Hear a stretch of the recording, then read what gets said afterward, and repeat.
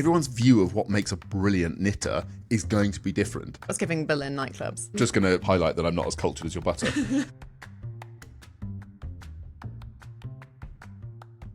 Hello and welcome to episode 5 of Yarn Library Podcast with me, Adam Cleveley. And me, Georgia Denham, Tulip Pearl, on Instagram. We can't talk over each other. We have to work out how not to talk over each other. Otherwise, we have a podcast editing nightmare like last week. But I'm glad that we eventually got podcasts out to you guys. I've already said it to Georgia in person, but I need to just let all of you know the enormous lengths and trials and tribulations that Georgia and her husband have been through to repair last week's 2 podcasts. We recorded both podcasts back to back, and both were recorded with what turned out to be appalling microphone settings, and they had to go through literally minute by minute or second by second. Sorry, I'm totally interrupting you, but I wanted to say that I did not expect my music degree to come in handy when you asked me to do a podcast. A lot of transferable skills, it turns out, which would make perfect sense. It's audio, but I just didn't think about it. So I was very glad last week that I'd had a lot of experience of that. I just want to say how incredibly grateful I am to Georgia and her amazing husband, because without them, you would have had nothing last week. Because I think by the time they got anywhere with it, we were ready to just give up. We learnt a lot of lessons, I think. We certainly have. And we'll cover a couple of housekeeping things first, actually, Yeah. because I think one of the things that some of you have noted is that we do have exceptional audio quality on this podcast. Do it now. And that is absolutely intentional to try and bring you as high quality podcast as we possibly can. Yes. Georgia is also very passionate, as we've talked about, having the whole transcript completely available and also show notes. So we want to be able to put out all of the references, websites, all of any helpful articles, which particularly Georgia brings up because she's more brainy than me on that front by a long way. And so we have a website, yarnlibrary.co.uk, which is, depending on when you listen to this, it may be live. But yes, maybe live. One of the really great things I've been able to bring to this podcast is my husband, who is a computer scientist. So he has become our free web developer, the website. It's pretty much there. It just needs kind of some styling with our colours and logos. So hopefully later this week, Wednesday, Thursday, it should be out. Adam's already mentioned the transcripts and references, bibliography, however you want to put it. Lots and lots of people have got in touch with me or commented saying, where are the references? I really want the references. And I totally understand that, 100%, especially when I'm saying names in transit or you're not sure which word I've referred to. We definitely want all of that information to be available, and also to override a lot of the transcriptions and automatic subtitles and captioning that happen on other streaming platforms. So one of the big frustrations we've had in the last couple of weeks is spending a great deal of time sorting out transcriptions, captioning, only then to go upload it and all the respective platforms just to go, oh, no, we'll just do our own again, which is frustrating. But we've hopefully figured out a way now where we can take the transcripts, upload it into the portal, but it just might take a bit of time for those to all sync up and us to get a rhythm of it, basically. So bear with us. We are trying our level best. We didn't expect to launch and have what I will tell you is the #1 podcast in the world in craft. Craft. According to the only benchmarking platform I've been able to find with the #1 podcast. Quite something. We also did briefly, last week we were hitting #1 on Apple's list of all of leisure. So we beat BBC Gardener's World. There were 2 podcasts on that. I was quite proud of that. I told my dad and he said, oh, I've never liked Gardener's World. Good on you. But we also beat a couple of car shows, which seem to hold the top He's spots. now since booted us off. So we're now back at, last time I checked, we were like 6th or something. So send it to your friends, get listening. We've got to beat Formula One. It's been funny launching this podcast because I got an email the other day from someone saying, oh, I heard that you're not doing music anymore, that you're doing something else. Are you still doing your PhD? And it makes sense that lots of people don't actually understand the interdisciplinary craft research practice stuff I do.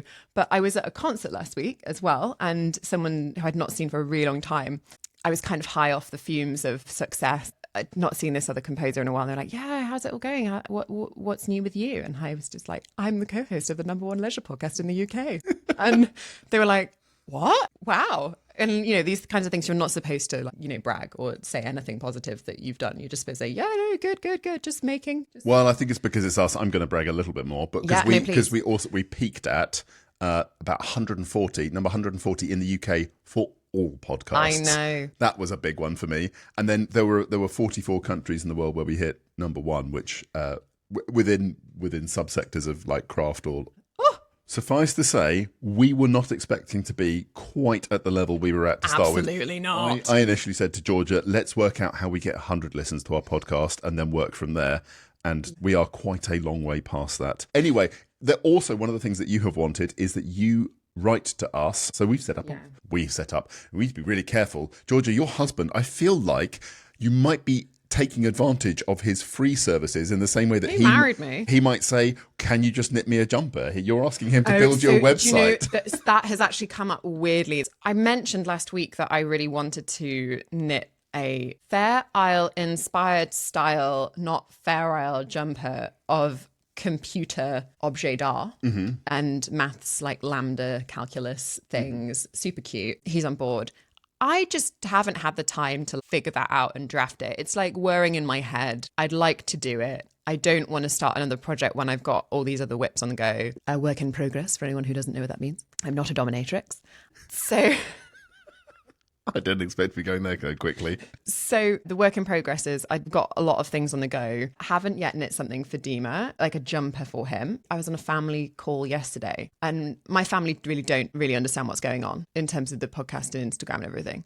My grandma said, oh, well, I hope you've knitted something for Dima by now. And Classic. I said, no, actually, I haven't. She went, well, what are you doing? And then she like fully started shaming me for not having knitted something for him. And then I wanted to tell her about the jumper curse. Not that my husband's going to leave me over a jumper. We're kind of past that point. We are actually married. But where we started this, Georgia, was I was going to say our email address to contact us is podcast@yarnlibrary.co.uk. And if you want to contact either of us, or both of us, if you use podcast@yarnlibrary.co.uk, your email will get through to both of us. We read everything that comes in. We can't promise to reply to absolutely everything, but we promise that it all absolutely gets read. But that's not to discourage comments, because one of the really lovely things that's been happening a lot is actually seeing conversations between different people.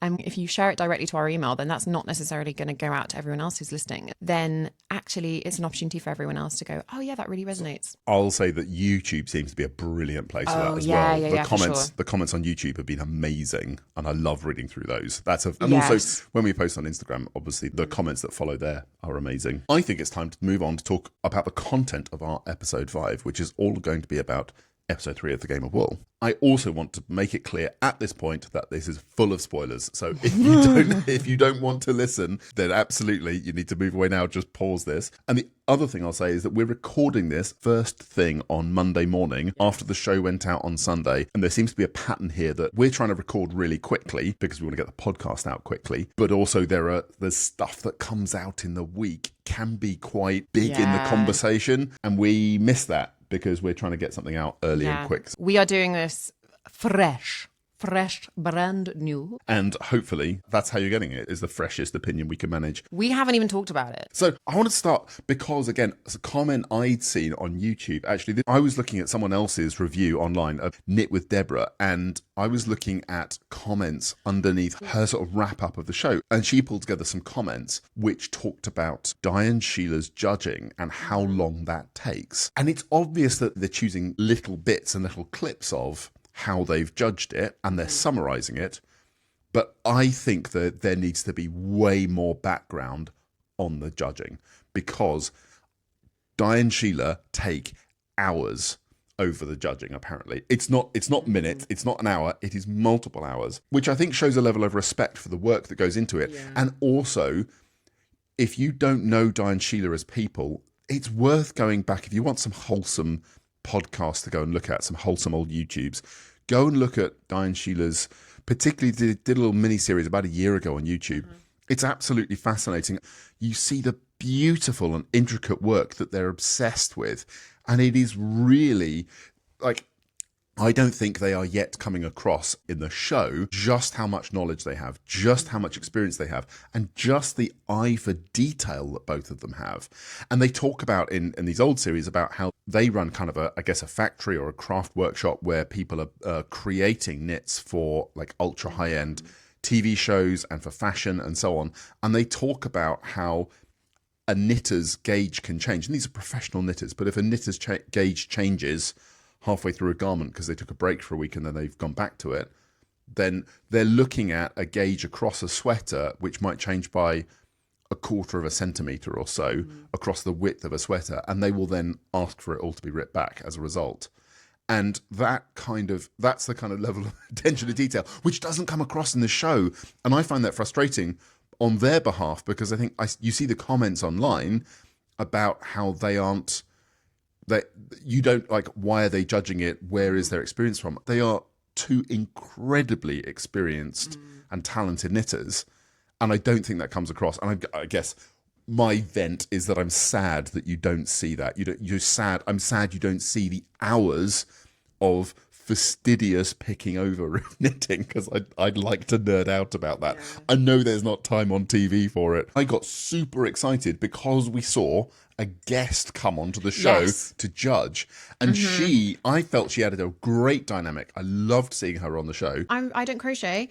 And I loved the little explainer between the treble and the double. Treble, double? So we should say that in the UK, that's a treble and a double. For our US listeners, they were explaining between the double and a single crochet. Ooh. And for those of you who can't see the face that Georgia just pulled. So for terminology, the US and the UK use different terminology for crochet. And what in the UK is called a treble, in the US is a double. And what is a double in the UK is a single in the US. And here I was thinking that chunky and bulky were the worst offenders. No, there's many, many more different terminology differences. And it's a real difficulty for crocheters. Actually, to be fair, there was, again, someone in our comments. Our comments are very interesting. Somebody who was talking about a master's thesis, I think they did in 2015, that was looking at the regional differences in crochet terminology. It was wonderful to have that short segment showing the difference between a treble and double crochet, or a US double and single crochet, because she was explaining why a treble crochet would sag and stretch more on a deck chair than a double in the UK or a single in the US stitch. Yeah. But it was great because we saw that bit of extra expertise, and obviously then, they may have filmed that after what happened, because, spoiler alert, what happened with one of the chairs that was knitted in the second was that it sagged, and they explained it. That's why. Talk us through our first solo challenge and the parameters with which our contestants needed to operate. Our first solo challenge this week was to make swimwear. And the swimwear had to be striking and a glamorous design. It could be knit or crochet. It had to be close fit, and the fastenings were crucial. And then the contestants had a choice between either knitting a bikini, a lady's swimsuit, or a pair of swimming shorts for a man. With an accessory. Exactly. If they went for the swimming shorts for a man, they then had to include an accessory. I'm going to put you on the spot, Georgia. Which one would you have chosen? Oh, okay. I've not thought about this. Which one would I have chosen? You're such different people. I watch it and I'm sketching stuff out of my book immediately. Oh my God. Look, there it is. I think I would have chosen maybe a woman's thing because of my own familiarity with that bodily setup. Bodily setup. I think maybe bikini. Basically, I'm attracted to what I am interested in as a wearer of swimwears. So I would probably try for a high-waisted kind of little bikini bottom and then a top. But then do we have time for that? But we do have time for that because we, of course, had Lydia who did a full one piece. She did. That was remarkable. So my laziness would have absolutely taken me to a bikini, because there is so much less material to worry about. And the fit and the contouring on a swimsuit is so much more complex than a bikini. So if you're going to go for one of those two, I would have instantly been in the bikini. Not quite how it sounded. The difficulty with the shorts is that it's a much larger thing, and then you've got the accessory to go on top. I don't think it's as hard to fit a pair of shorts as it is, as you say, womanly shapes. We say that, but I feel like we saw consistently the shorts, they all seemed a little bit low. It gave me what do the kids call it? Y2K. The really low Paris Hilton. Yeah, the low-cut jean. Not crotch line, hip line. What's the top of a thing called? Waistline, but it's not on your waist. Top of the... Waistband? Waistband. Yes. Low waistbands. The one mistake that I thought was made by too many of them was that they crocheted a lot of these garments and left large holes in important places. See, that's the thing. Crochet, generally, my understanding of it at least, is that it comes up quicker than knitting. And so I can understand in this challenge I mean, tell me what you feel as that as someone who has done both. But my understanding is that crochet will work through a lot of yarn much quicker than, say, knitting will. Also, will generally kind of knit up into something more quickly. The other thing you've got with crocheting is you can shape it, I think, more easily. I mean, you've got the example of arigurumi. That is a more complicated thing to do with knitting than it is with crochet. Yeah. So crochet is better for creating slightly more complex shapes. Okay. But yes, you absolutely have the problem that you have holes in it. I feel like there's pros and cons. Like, yes, it's quicker in theory. Yes, it's got that shaping, but do we want to see a bum crack? That's a question for everyone else, I guess. Do we want that? And also, to what extent is that glamorous? Well, that was a funny thing, actually. So I was watching it, mentioning my husband again, who was actually crocheting at the time. I went to the Knit and Stitch show a while ago and I bought him a book about amigurumi. Oh, and amazing. He's actually doing he's making a little chicken. I know, it's amazing. So when they kept referring to glamour and glamorousness, he kind of cut through that and went, I feel like what they mean by glam is just nakedness. I mean, I think when I think of glamour in terms of swimwear, I find like a lot of the I colour don't really palettes. think of crochet, I'm going to be honest. Yeah, crochet or knitting, frankly. No. Those are not my top glamorous materials to start with. And then I would say the shapes you can access are not ones that you could easily be able to knit or crochet. I have to say, remind me if I'm getting this wrong, but I don't think any of the items that we saw, any of the results, were necessarily what I would constitute as glam. I agree with that. And actually, for a lot of that was colour. I mean, there were a couple that had a little bit of like gold coming into it. But again, I can't help, when I see yarns like that, I know they're a bit scratchy. And from my sensory point of view, that's not okay. Like, colour-wise, I don't know why. I don't know who the yarn sponsor was last night. I mean, maybe we didn't find out because they all looked so dull. I think it was Isaac. He said it himself. He said, yeah, it's quite dull. They were all really muted tones. Yeah, which was that what was available in the haberdashery? Because it was so consistent. Well, you could see the places where people were trying to use bright colours and they were still dull tones of those bright colours. I mean, maybe it was a filming thing. Glam for me absolutely would have been colours that pop, probably against black. I would have had a lot of black in there, and then I would have had colours that really popped off that. Yeah. That would have been my colour palette. Was it Tracy wanted to have the flowers? And by coincidence, I'd told someone the day before about fuchsias and how when I was a little girl, my grandma would call them little ballet dancers because they have the little little feet out the bottom, and they're really gorgeous bright pink and purple. You can get yarn in that colour, and we weren't seeing bright flowers, we were seeing this sort of like muddy, yucky palette. Yeah, it was bizarre. It was strange. You're right. Actually, maybe it was just who the yarn was available from for that week. The other tricky thing is that I've seen comments online saying, why aren't they spending more time talking about the heritage of the yarn, where the yarn comes from and exactly which materials they're using. Because it's mass-produced stuff that isn't of heritage interest. I mean, that's part of it. But I also think, like, we don't get to find out about whether someone uses live cultured French butter on the Great British Bake Off to just enhance the taste of something. Like, we just have to take it as read that they've got Lurpak or whatever it is, and Sorry, that's it. you were really walking into all of my tangents today because we're making cultured butter at home at the moment, and we've now referred to it as being cultured butter, like it's been to the theatre, because it's cultured. When we put it in the cupboard for the 3 days that it needs to culture, we say it's going off to university. Lovely. So Dima came and said, do you want to say goodbye to it before it goes to university? And it's just putting it in the cupboard. But it's not a documentary about yarn. It's not a documentary about knitting and craft and crochet. You know what, though? We make a lot of bake-off comparisons here. In the original series, series. You're the one to do a PhD, Georgia, not me. You went to Oxford. To do engineering. The series of Bake Off, the original ones on the BBC, they had more time because effectively in runtime they had another 12, 13 minutes, not of adverts. Yes. We used to have those really cool little Mel and Sue, let's talk about cold water pastry with food historians, and let's find out about this layer cake from Eastern Europe. In an episode like last night, there's in excess of 160 hours of knitting that go into creating that episode. And of that 160 hours of person knitting and crocheting time, we see maybe 5 minutes of it. It might be as much as 10. It's a fraction of a percent of the time that we actually get to see. We don't. It's like an iceberg on steroids. Yeah. Given that they can't show us that, that's why we can't find out about, I guess, as you're saying, all the culture. It's a shame, but then maybe there's spin-off. Maybe if this gets enough attention, and viewer numbers I think are pretty solid. There's more than 2 million people tuned in for the first episode. That's all right. Which I think is pretty big for Channel 4. Hopefully it just encourages, okay, there's interest in this as a craft. Let's bring some more audience in by starting a documentary. Probably from experiences and lessons in this first season, we've already spent a lot of time talking about it, so I won't go into it, but the things about Shetland in the first episode, hopefully in future seasons we'll be seeing a bit more learning from these situations so that we do have more of that representation, more of the heritage of crochet cotton yarn that has been mass produced from a large seller. It's also fascinating how animals are reared. That's one of the things I love about knitting is there's so many different avenues you can choose and go and educate yourself about.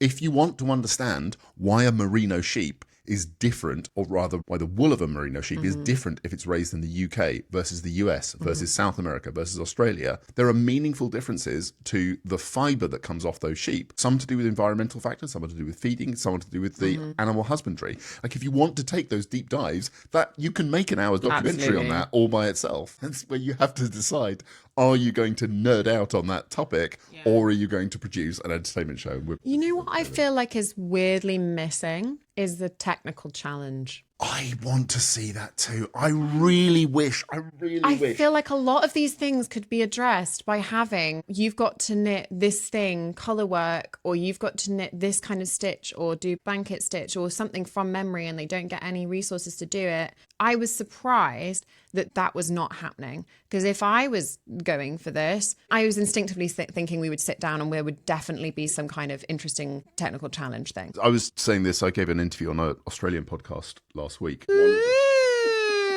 And I give them all over the world, Georgia. Oh. All right, then. I was giving this interview on an Australian podcast last week, and I was talking about like what challenge I would like to set if I was on there. I'd love to be giving them half of a panel of lacework, like quite small, maybe just 10 by 10 centimetres, 20 centimetres by 20 centimetres, and just say, finish this. You've got an hour or 2 hours, whatever it is. Yeah. Because everyone's view of what makes a brilliant knitter is going to be different. But for me, if you can look at a piece of lacework and work out what it is and read it, read it and then keep knitting it, like that would be a sign of an amazing maybe knitter. They just realised that was like not viable. It's difficult, isn't it? Because also you get expert knitters who don't necessarily read a chart. The twisted stitch thing that we talked about briefly last week, I mean, I think it is worth directing people's attention to the whole... So Meadow did release a video in response to her casting off, and I definitely recommend going and having a look at it. One of the things that she covered was she twisted her stitches on the show, and actually there was a lovely like learning moment that happened with either Di and Sheila or just Di, where they talked her through and showed why she was doing it, how she was doing it. Meadow was saying is it's a lot more common to twist your stitches in Ireland, and it's more of a cultural learning thing that, you know, you could have someone who's knit their whole life, who's like in their 80s, who's won all kinds of knitting competitions, who's a really, really accomplished knitter, but twists their stitches. And you don't necessarily know these things until you're in the moment. And we've had a lot of comments from people saying, there was one in particular, I don't know who it was from, I'm sorry, but they were saying that they taught workshops and it wasn't until they got to doing brioche that they found out that the way they'd done their yarn overs wasn't actually the right way their whole life, because everything else could kind of cope with the yarn overs being the wrong direction. And then you get to brioche and your yarn overs need to be the right way round. And that doesn't get exposed until it doesn't work. And if you don't have a teacher who can identify those things, it comes back around to that whole idea about tacit knowledge and proximal recognition. If you don't have someone around you who can see what's going wrong, identify it, and then tell you, you just don't know. And so doing something like a lacework thing, I wonder if actually, if they just wouldn't get anywhere with that kind of thing. Yeah. But I would love to see it. I would absolutely love to see it. Yeah. I mean, I'd love to do it. Like, I think it would be like a... You'll turn up here next week and to entertain you whilst I prattle on, I'll just give you half a panel of lacework. So did you have any favourites? What was your favourite one? Or you're pulling a face that says you don't really like any of them. I think that Lydia's was structurally really beautiful. And I think that it took me a minute to kind of process how beautiful it was. And I really want to be careful about how I say this. For the body shape of that amazing athlete, it took me a second to actually think, oh yeah, this looks really good on her, that it's a really nice fit, because the athlete, and oh God, I'm walking into don't cancel me.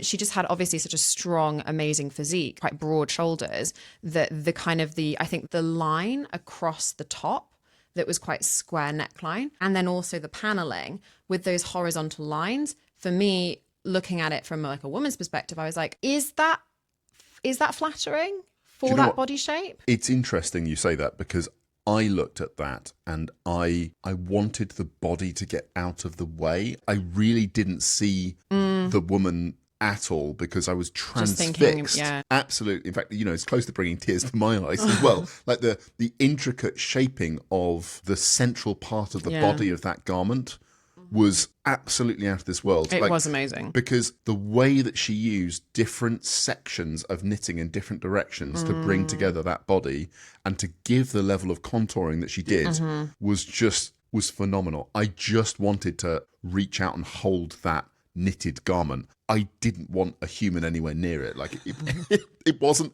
worthy. I do see that. I mean, I'm really scraping the barrel for criticism on this one, because it was incredible, like really gorgeous. I just wonder if it wasn't perhaps the most flattering swimsuit that she might have worn, though I don't know what internalized misogyny this is serving right now. I thought it was gorgeous. And obviously everyone who modeled the stuff is just incredible, and yay, go Team GB and diving. Amazing.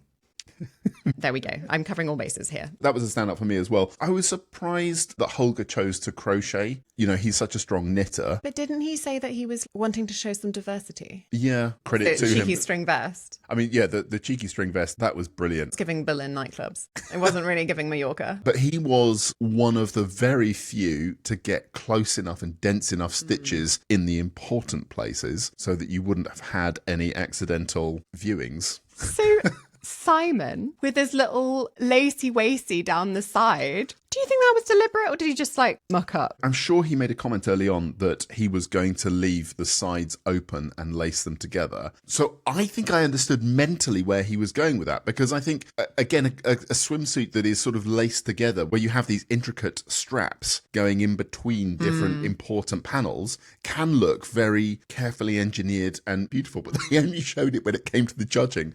And I'm sorry, Simon, those straps didn't look amazing. It was not giving glamour. Wasn't giving glamour.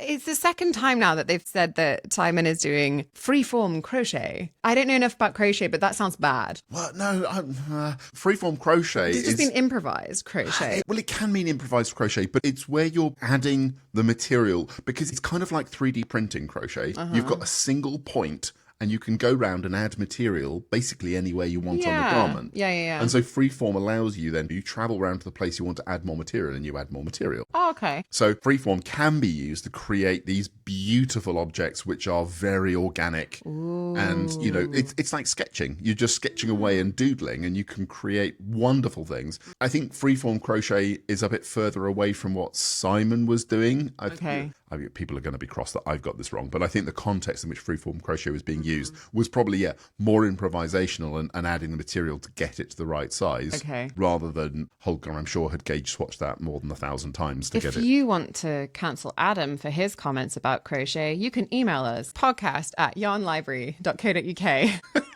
And please set your title to Cancel Adam, so we know exactly where to file that. You plucked that right out of my brain.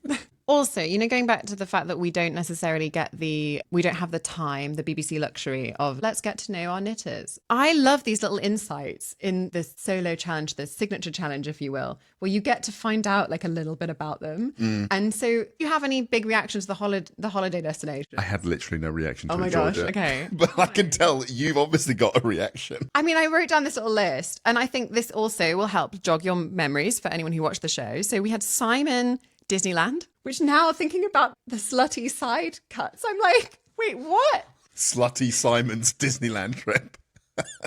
I I didn't make that connection until literally just now, but he's like, yeah, I wanted it to be a bit sexy. And he's like, it's Disneyland. But I think the colour palette was from Disneyland. Okay, so we've got Slutty Disneyland for Simon.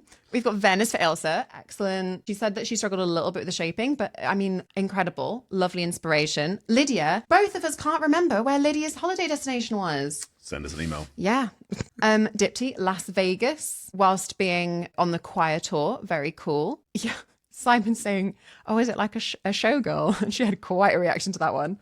It's quite a closed no. No. I did feel for her though, because like in different contexts, like showgirl means different things. If anyone's seen the Pamela Anderson film, then maybe Dipty has seen the Pamela Anderson film. Anyway, so Stephanie Seychelles, where she got married. Yeah. But the marriage didn't last. No. But then... Do you know what I thought about? My cousin, who's a lawyer, once telling me about why you shouldn't get married abroad.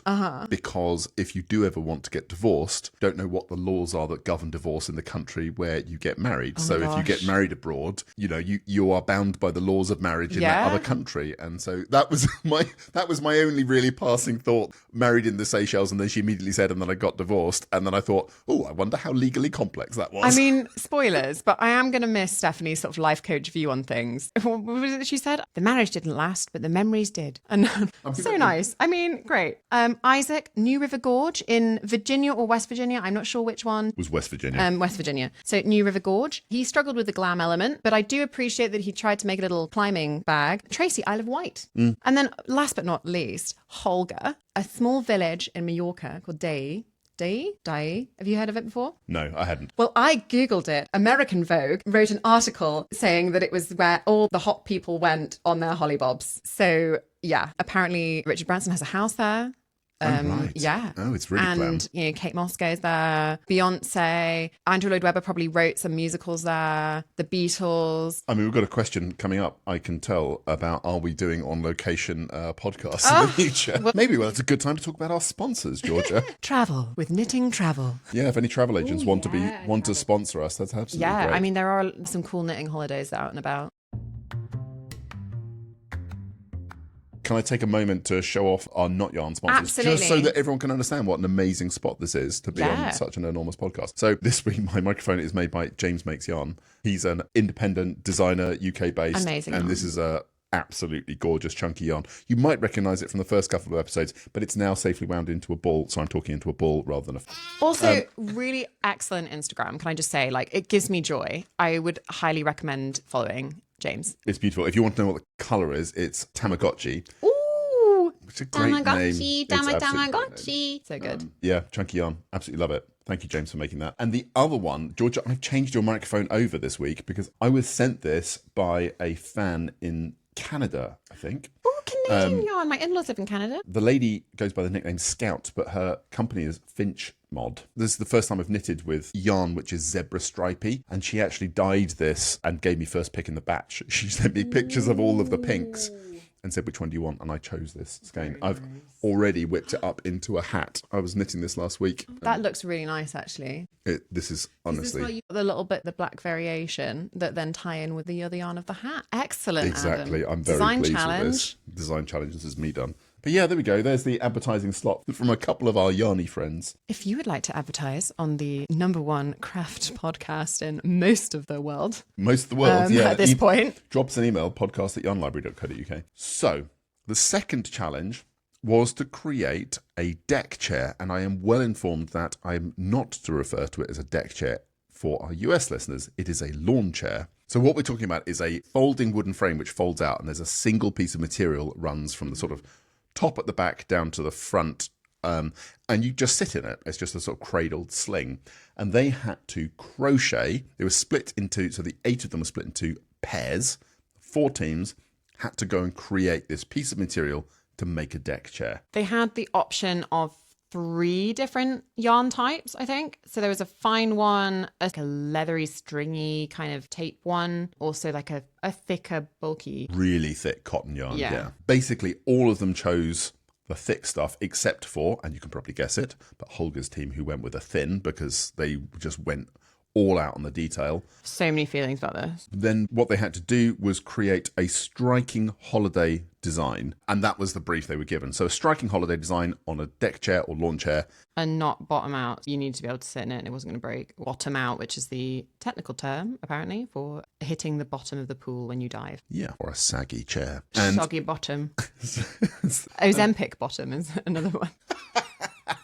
I've knitted with tape yarn. It's a bit of a bugger. I don't really like it. I'm trying to think. I've knitted with similar things, not tape that kind of yarn explicitly, but long strips of fabric. Which yarn would you have gone with? Probably the thick one, even though it took a bit longer, because straight away I had feelings about the thin one being too stretchy. Oh, interesting. You thought the thin one would be too stretchy. Well, to have the amount of tension and security that you need for that, you're playing a lot of risky games without the ability to kind of figure out in advance, okay, how stretchy this is going to be. So I wonder if, just in anticipation of the fact that you're not going to be able to test how stretchy it's going to be in a large body of fabric like that, I probably wouldn't have wanted to do that, because I would have thought, yeah, it's just going to go.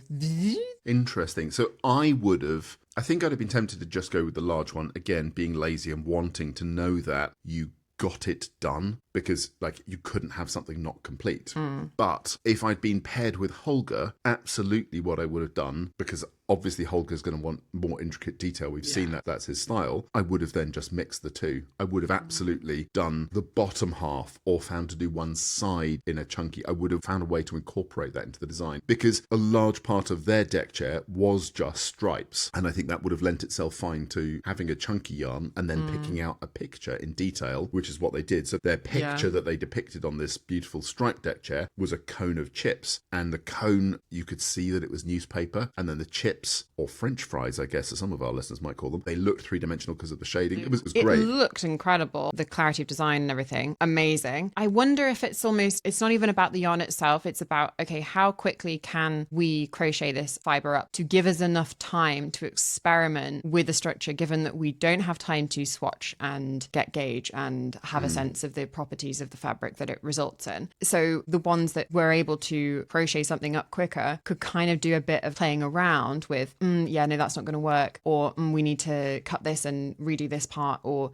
let's double this over. Before we leave Holger's design, and I'm sorry to Isaac that we keep calling it Holger's design, because I know Isaac's the other team member and also Isaac's expressed before that he's really into intarsia as well. Also, the little clip of footage of we saw that Isaac crocheting, he's a fast crocheter as well. It gave rise to one of the most interesting parts of the show for me, and you could see they were teasing up to it. So we got that little talk from Jamie Crow about, is it a triple or a double, or the double versus single crochet, and that the treble, or the US double crochet, is less tight and stretches more. So Holger and Isaac ran into problems basically with a few hours to go that they realised they weren't going to finish, and so they had to switch from double crochets or US singles to triples and doubles, which meant that the bottom part of their chair was then going to be too flexible. And you could then see it coming a mile off. What was going to happen is that this was going to sag, and that's exactly what happened. Poor Tom Daly sat in it and his bottom touched the floor. Sad deck chair moment. Soggy bottom. Soggy bottom. Again, I feel like they could have tested that, seen it was going to happen, and then wrapped it around the wood a couple of times to make it a little bit shorter. That's the thing. Holger said, I'm not sitting in it. There's absolutely no way. We're not risking breaking it. And then Isaac said, but I want to sit in it. No. And I was kind of racking my brains through that scenario. If I was in their position, would I want to risk sitting in it? Because if you wreck it and go to judging and can't sit in it and it's broken, then you're definitely going home. I'm sorry, the engineer in me is test it. Yeah, exactly. Test it. I would definitely be like, test it. But I could understand where he was coming from, that he was like, okay, we know this is maybe not going to work, but we just want it to look pretty. There we had a sharp contrast with another team who did choose to test it and then find out that it was absolutely not going to work. So Stephanie and Dipti made Crochet Queens. Who came in last. They came in last with their effort, and it was a real shame, but they crocheted something which turned out then to be massively too big. Absolutely a colossal piece of fabric, and it was too long. And there was an interesting moment because Stephanie said to Dipti, we've got to cut this bottom part off, and Dipti just looked at her and said,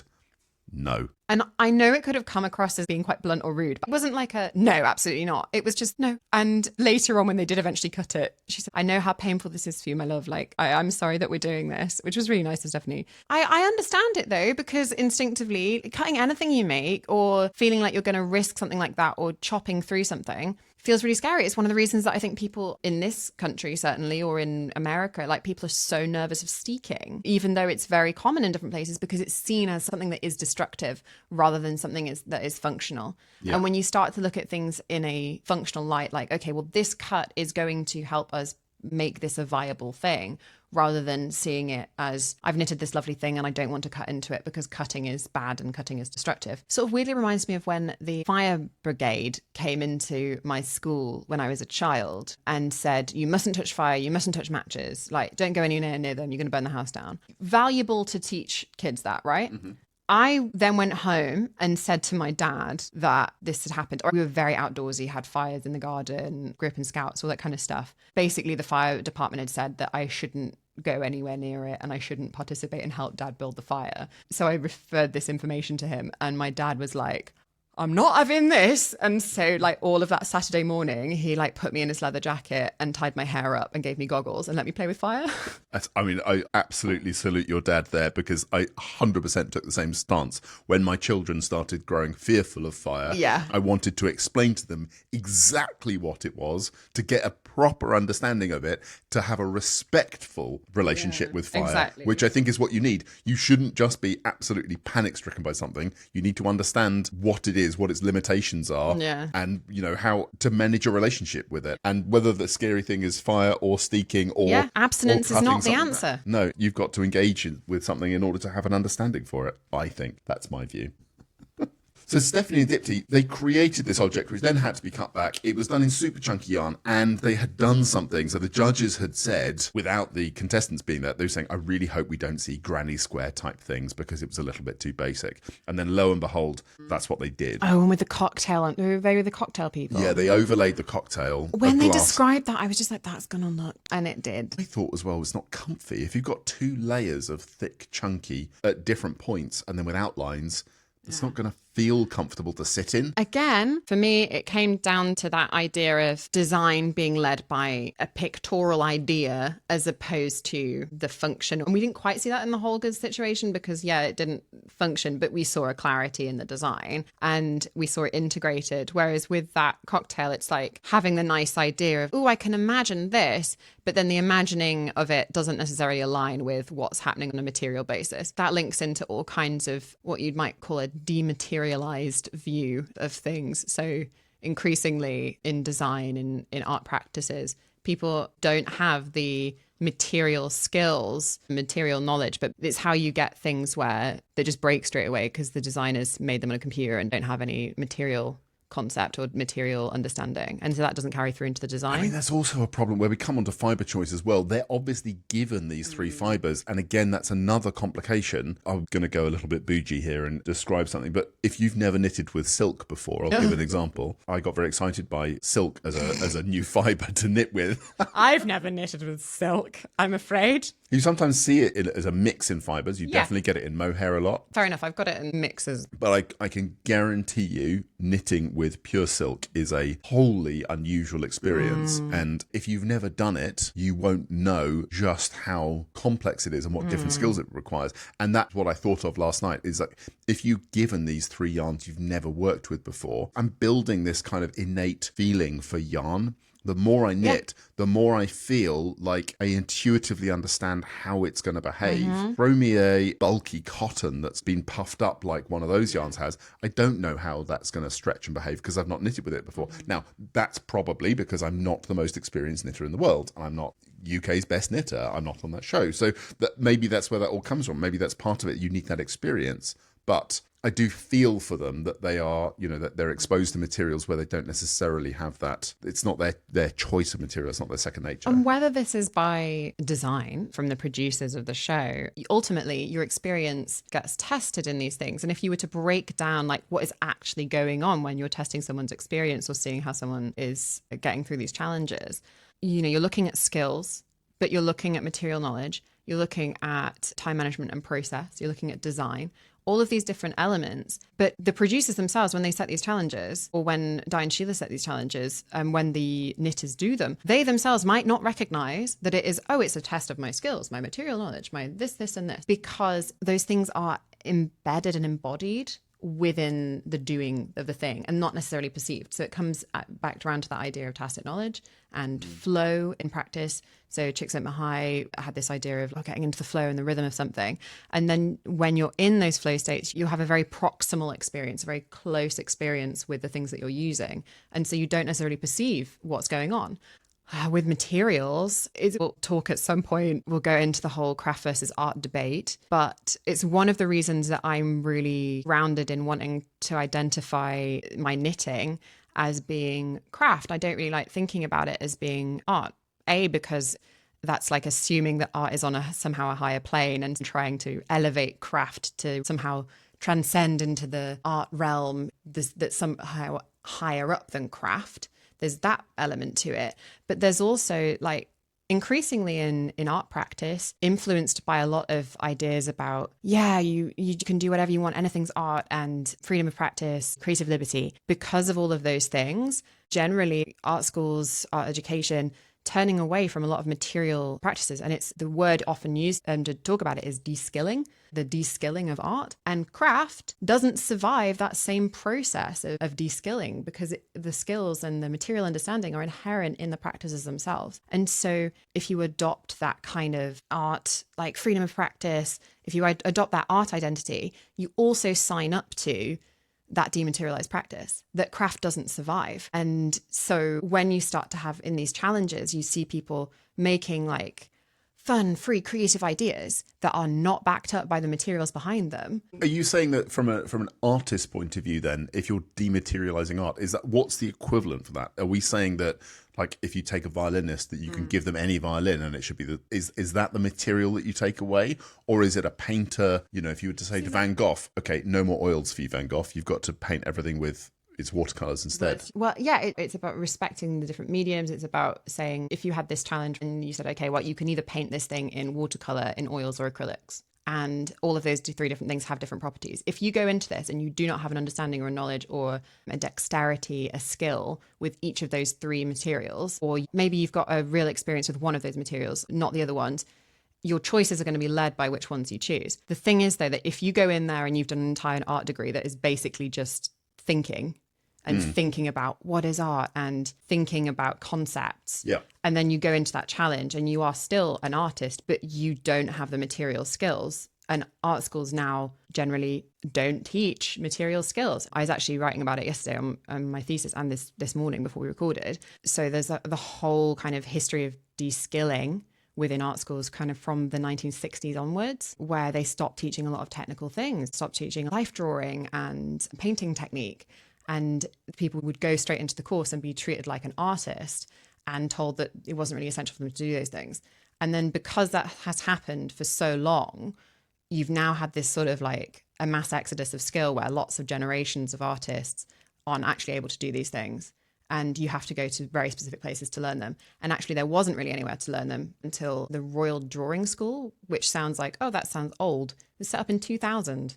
Oh, wow. Yeah. It used to be called the Prince's Drawing School because King Charles was involved in it. He's a very good watercolour painter. You might not know that. I did not know that. Yeah. And he was recognising on visits to art schools that students had no idea how to paint anymore. So that's interesting, isn't it? Yeah. So art becomes more of an academic process, and therefore you lose the inherent understanding about their medium or which media they use. Yeah. I was looking at a paper this morning, actually. Let me just find this. Yeah. So the Freelance Foundation, they are also a more recently set up organization. Let me find the mission statement. At Freelance Foundation, we believe in the intrinsic value of art and that making is fundamental. We champion art education, nurturing and fostering material literacy in making. So the reason that I'm doing my PhD on composition is because this dematerializing practice thing has started to become more common in composition and in music, where people don't want to learn how to do technical skills and technical things. So it's something that's come over from visual art to composition music. Technically speaking, the ideas from postmodernism were originally more from literature, have jumped over into art and to music to a lesser extent, but now are coming like second, third hand from contemporary artists and musicians and composers feeling like, oh, no, I want to be an artist. I want to think of myself as an artist. So they're sort of signing up to this stuff. I mean, a really practical example, right? I was reading a book yesterday. I think it's Martin Gayford's How Painting Happens and Why It Matters. And he says in this, there's a little quote from Damien Hirst where he's like, oh, yeah, so-and-so, I think her name is Rachel Howe. Second name definitely begins with H. I'll put it in the notes. She paints the most amazing dots, like really incredible. So Damien Hirst was a famous artist, famous for lots of different things, but he did these dot paintings. Have you seen those? Do you know those? I'm not sure I know Damien Hirst's dot paintings. Okay. So they are some of the most recognizable like paintings of the late 20th century, it says in this book, right? I'm just quoting the book as opposed to me just flippantly saying that, okay? It's all right. So I'm just going to highlight that I'm not as cultured as your butter. So these dot paintings, right? This is such a tangent, but I hope it's an interesting one for people. Damien Hirst literally says, oh, the best dot paintings that you can buy of mine were painted by her. Because Damien Hirst, and I've got lots of examples I could bring up about this. Damien Hirst didn't paint those paintings that are in his name. He came up with the concept for them and then hired her as an assistant who painted the dots. That's amazing. And this is the level of de-skilling that is happening. People talk about walking down corridors and seeing which were the fine art classes and which ones were like illustration or design students, because the fine art students were all sat around talking and the design and illustration students were actually doing things. And this, listeners, is why I personally feel that allowing craft to have its own identity and its own sovereignty, if you will, as a discipline and as a field of research, provides craft with the independence to determine its own relationship to materials and skills. And if it signs up to the all-consuming umbrella of art and what is art, and art can be anything, you know, if you personally want to think of your craft as art and put it in that context, then you can do that because art's not policing it, because anything can be art. But if anything can be art, that means that really poorly made crochet that doesn't work on a material level is also art, if you think it's art. That's such a good point, because it is inherent in when we talk about craft, it is the manipulation of material as well. It is understanding how the material is going to flow or not flow and move or not and fold or not. And all of those things are critically important. And critical judgments of quality and quality control in that process of checking in with the material and going, is this working for me? Is this working? That's a really important part of a craft practice and an artistic practice technically as well. But if you sign up to that art idea, you also kind of sign up to not being able to say if something's good or bad. We shouldn't make judgments of quality. I've had that a lot increasingly in composition stuff. I remember saying to someone, but I just want people to have the best possible toolkits as composers so they can make whatever they want to make. And the person who was examining me in this thing said, oh no, but we don't want to say best, because we can't say best, because that was viewed as a judgment of quality that is very much in line with this postmodern theory. I mean, the other thing that you've said that makes me think very hard about art versus craft is that I do think in a craft world, I feel fairly shocked by your comment about a painting basically being subcontracted to another artist. However, what I think about that happening in craft is I do think, for example, if I could come up with a swatch of how I want a scarf to be, or for example, if that was going to be a shawl, I could then give that to another designer who I could say, look, just this is the thing that I want and this is how it will work as a jumper, create that overall. And I think because crafters have a communication of language and an understanding of how that works, how swatching, scaling, all of those things work, that does work. You say, make it with this material and this is how this part will work. You can specify that, and that worked as a craft design. But there is something icky about that from an art point of view. I was wondering about Di and Sheila, about them working with big brands and stuff. When a designer comes to them with a design for some knitwear, how they go about realizing that and making a pattern for it and figuring out how it's going to work. And if they've built understandings and relationships with the designers so that the designer knows, oh yeah, I can't put this element in or this element in because I know from previous experience that that thing's not going to work because X, Y, Z. Or if Di and Sheila are having to consistently navigate with the designers and go, look, this isn't going to be doable and this is why. It's kind of like with me as a composer. Again, this, you can see how this all feeds in and why I'm a composer doing craft stuff. When you're a composer and you write for an orchestra, if you don't arrive to the situation of writing for that orchestra with an instrumental knowledge and a knowledge of like orchestration, you just end up writing potentially a load of music that's not playable by instruments. And so then you arrive in the rehearsal, you dish out the music and no one can play anything. Yeah, absolutely. That's so important. I mean, there are classical composers who were well trained, supposedly well trained across orchestras, but they had their instruments which they really didn't know and understand well. And Mozart, Beethoven had instruments that they didn't write well for because they were their weaknesses. In the same way that we see with a knitter and a crocheter, you see their strengths come out. I think even when you think back to like Dipti, predominantly a crocheter, in her challenge last week when she was knitting, I maybe got like kind of crochet vibes from her unicorn costume, which sounds mean and savage because I said I didn't like the unicorn costume. But I just mean that sometimes you see someone's prominent discipline or prominent craft come out in the other thing. So I have a background as a singer. A lot of the way I write lines in music are like single lines. They're quite melodic. And that comes out even in a string texture. I think of harmony in lines. Whereas if you talk to a pianist, I mean, you're a pianist, then maybe if you were going to write down something, you might think of things in more chords and harmony in that sense.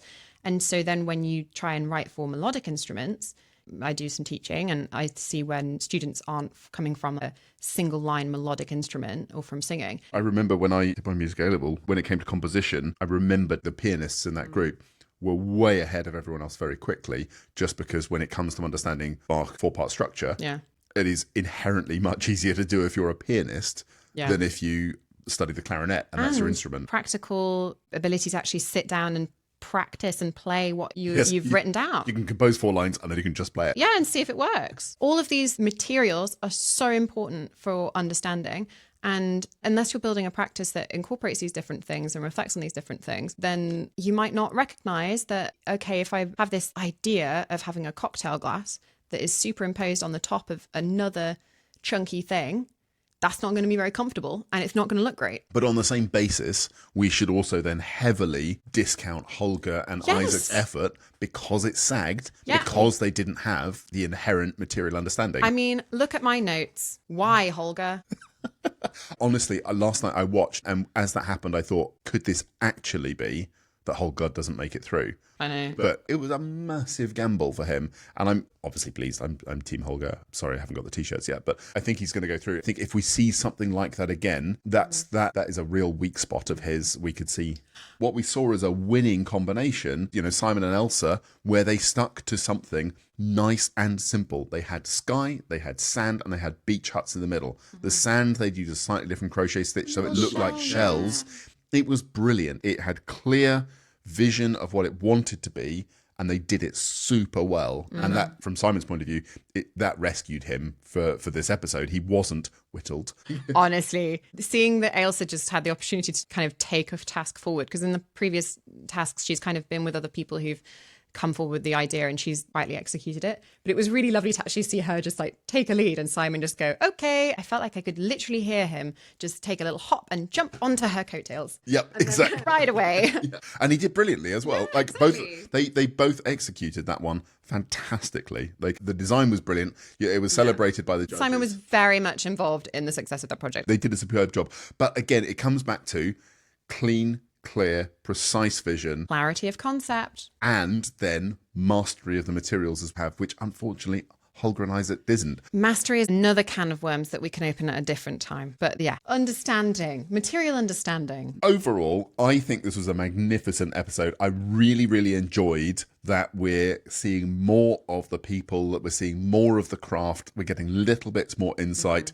Obviously, it's never enough, and it is never going to be enough for me. And I suspect so many listeners who just want to nerd out on the craft all day. And unfortunately, they've only got 45 minutes of actual TV time to do it in. I'm interrupting you here. When you're saying the craft, I think that we would be amiss given how much we talked about terminology in the last Sorry, episode. did I drop my S? Did I drop my S? I meant crafts. Crafts. Let me just be really clear. Because we've already had this conversation. We've already had this soapbox. I will not reopen the soapbox for business, but this is supposed to be the best knitter. And why is there crochet? This week very much felt like crochet week, because one challenge was explicitly, you got to crochet this. And the first challenge, whilst you could knit or crochet, a lot of people went to crochet because actually it's going to take less time and kind of give you the thing that they want. You wait until macrame and needle felting week. Oh my gosh. No, needle art.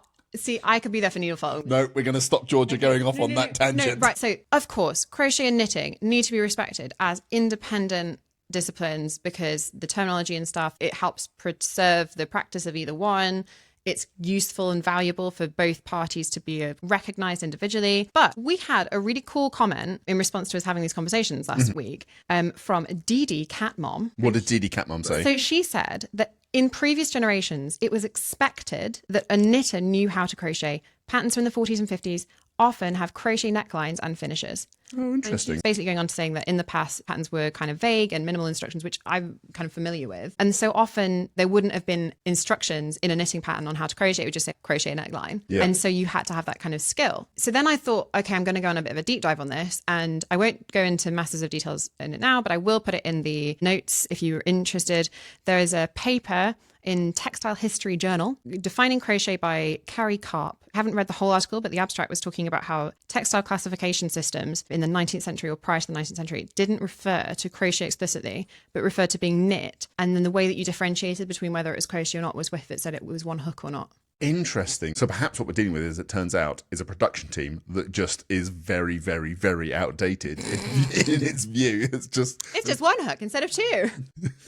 That was the gist I got from the abstract. I haven't read the whole article, as I said, but yeah, it is fascinating. So I love the episode. I think it's brilliant. I think the show is building. I can't wait to see more of it. I can't wait for next Sunday. Also, we've got some interesting challenges coming up. Next, we've got Crochet Kids Fancy Dress as the solo challenge and a wall hanging as the team challenge. There are 7 of them left. And I think they divide into a team of 3 and 4, which I'm interested about how do you make that fair between 2 teams, but we'll see. Exactly. But yeah, we lost our knitter Stephanie. It was a shame to see her go. She was lovely. She definitely was a sort of a warm presence within the group. I would love to be in that show in a room of 10 knitters knitting away all day. That's fantastic. I think it's going to be an interesting challenge when they get down to 3 because the conversation's going to be a little bit more stilted by that point. The last thing I want to say before we bid you goodbye is that we are going to change the cadence of the show. So we're hopefully going to drop this one as soon as possible, but it's going to be a couple of days and we hope to get another episode out to you. We might be dropping as many as 2 a week. Funny story about, won't go into it now, but cadence and running. Not now. Definitely not now. You see, I'm trying to end the podcast, Georgia. I want that too. I feel that you're taking some opportunities for segues. I'm going to say goodbye and then I'm just not going to let you talk again. Bye. I'm just going to press stop. Bye. You've been listening to Yarn Library Podcast with Adam Cleveley at Cleveley Knits and me, Georgia Denham at Tulip Hole. If you enjoyed this podcast, please like, share and subscribe. And if you didn't,